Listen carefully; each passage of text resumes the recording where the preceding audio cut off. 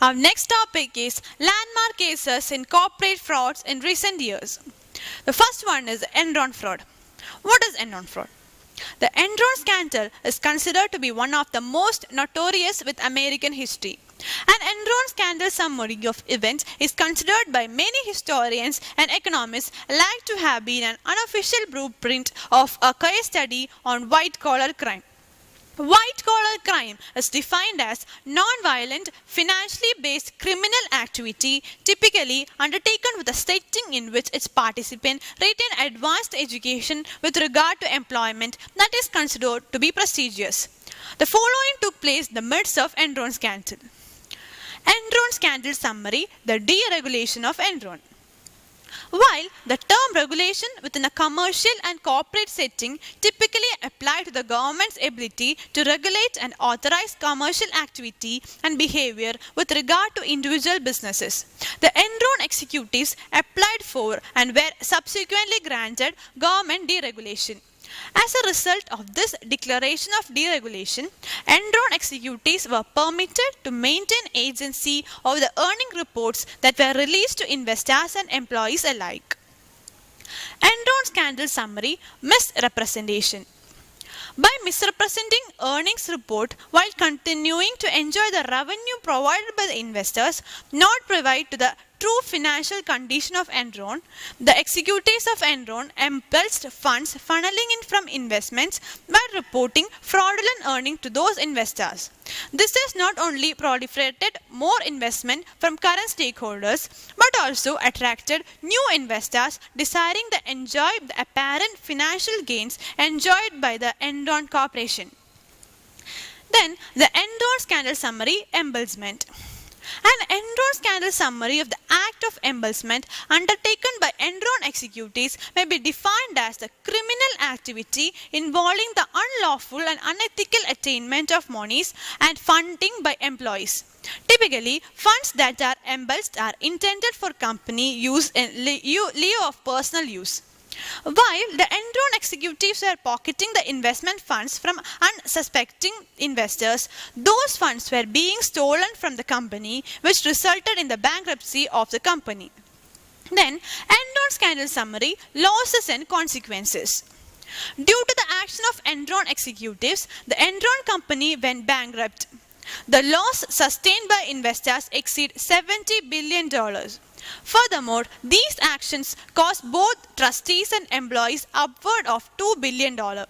This total is considered to be a result of misappropriated investments, pension funds, stock options, and saving plans.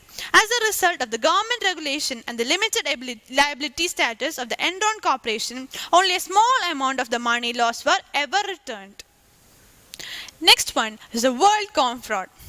WorldCom, plagued by the rapid erosion of its profit and accounting scandal that created billions in illusory earnings, last night submitted to the largest bankruptcy filing in United States history.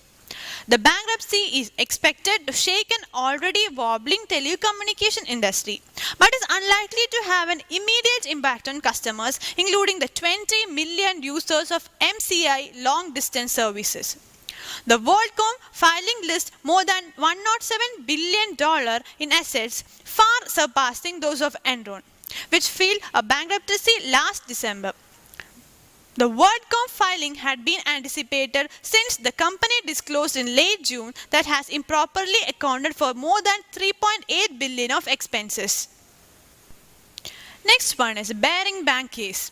In 1995, the financial markets were shaken by a massive scandal. Barings, one of the most prestigious banks in the United Kingdom, was bankrupt following losses caused by Nick Leeson, one of its traders, aged 28 years. London, beginning of the year 1990. The prestigious Barings Bank sent one of their traders, a young Englishman named Nick Leeson, born in February 1997, to work in its Singapore branch.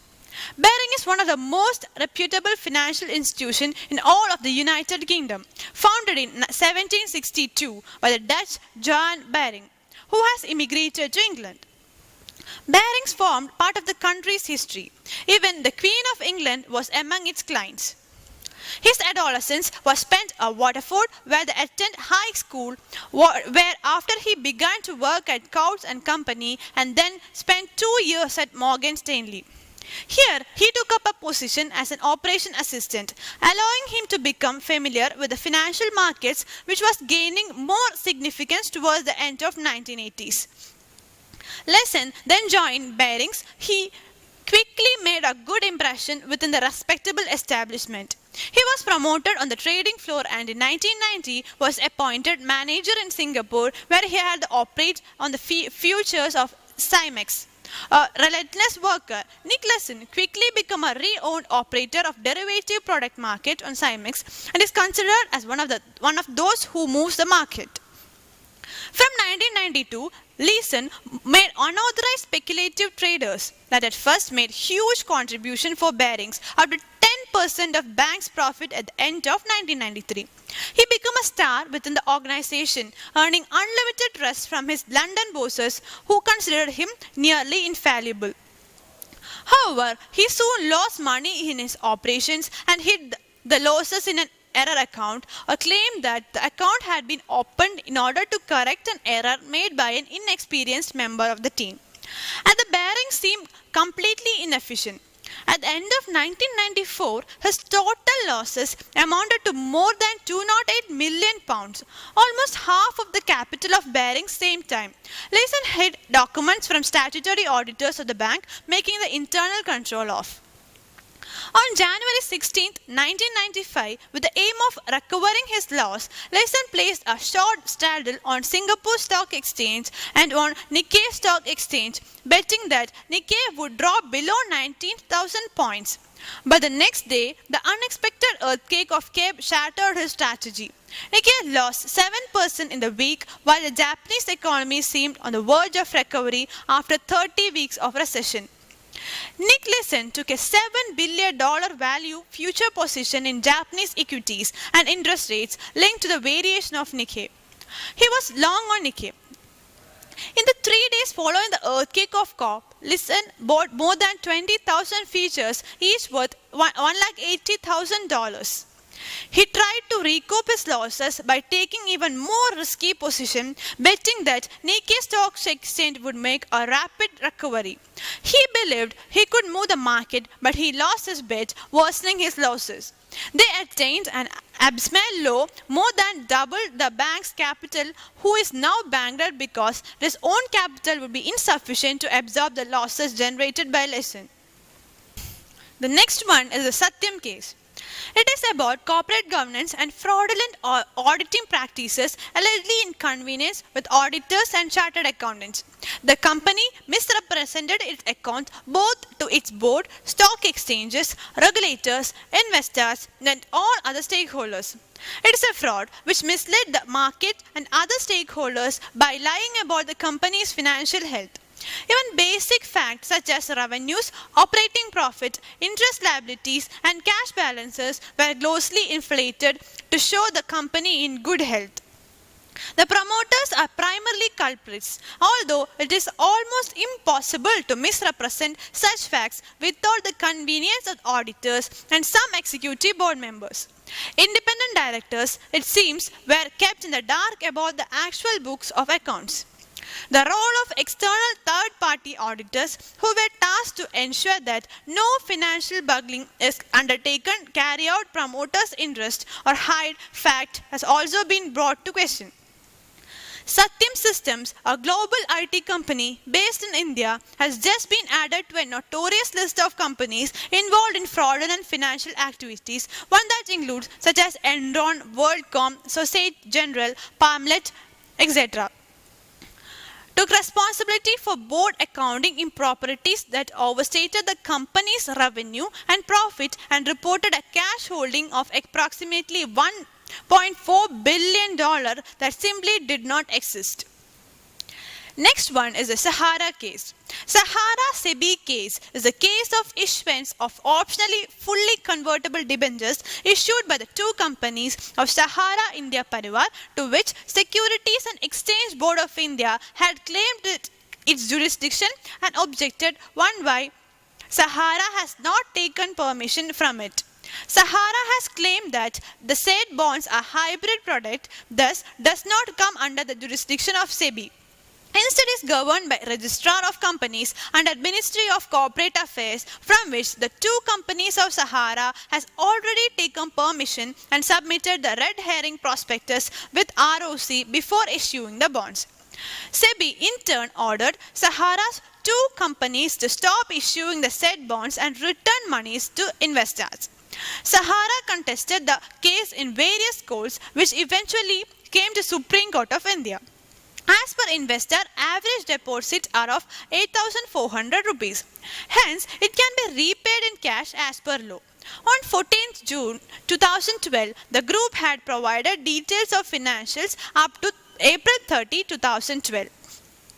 While the court reserves its order, Sahara claims that it has already paid to 93% of the investors and discharged its OFCD liability to the tune of rupees 23,500 crores, and also around 22,060 crores are left, against which Sahara has already deposited more than 12,000 crores, which has with interest swelled to rupees 16 crore. By August 31, 2012, the date of Supreme Court order, the order repaid majority of its OFCD investors during May, the last date of hearing, and by August 30th, 2012, the final order. Since these repayments have not been taken into consideration, Sahara maintains that any money paid now will obviously mean a double payment towards one liability. Furthermore, the market regulator SEBI advertised 4 times more than 144 newspapers to ask investors of Sahara to refund the money. And since August 20th, SEBI has only refunded rupees 64 crore to the investors, while it has rupees 16,000 crore from Sahara. On October 2014, a shocking revelation was made when only around 4,600 investors in two Sahara Group companies had come forward to claim refunds from the Securities and Exchange Board of India, which had asked those who had purchased bonds issued by the entities to claim their money. Reports also suggested that between the time that SEBI first initiated the inquiry 4 years ago and the Roy's eventual detention, and it is not that till today there is not a single charge against him, there has not been a single instance of an investor in either of two Sahara firms undervote actually filing a police complaint or going to court. The case itself comprises big numbers such as collection of rupees 24,000 crore from 3 crore individuals, while once in 2013, Sahara sent 127 trucks containing 31,669 cartons full of over 3 crore application forms and 2 crore redemption vouchers to SEBI office. Apparently, this has resulted into a huge traffic jam on outskirts of Mumbai, where the regulator is headquartered. SEBI, on the other hand, because the trucks reached after the office hours, SEBI rejected the second batch of files, which as per Sahara contained 25% of investor information.